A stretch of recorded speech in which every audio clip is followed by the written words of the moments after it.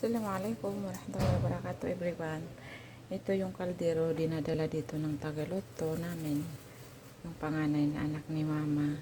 Siyang nagluluto kinakain sa araw ng Friday. Yung natira, nilagay ko sa maliit na kaldero kasi yung mga anak ng babae darating mamayang gabi. Pinakita ko lang kasi nagustuhan ko ang kapal niya guys, matibay siya. Ito yung maliit niya, oh. Ayan, ang kagandahan yan guys.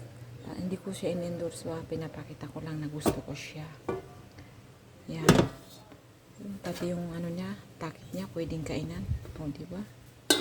Ang ganda niya guys, promise nagustuhan ko siya.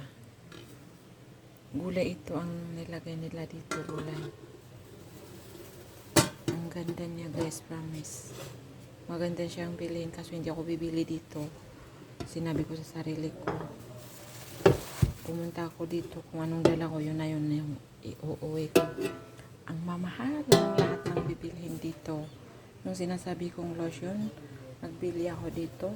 Noon nasa Jeddah ako, 8 real lang, 7 real. Tapos dito, 47. Naku, wag na. Kaya sabi ko, hindi na ako bibili dito. Ang mamahal.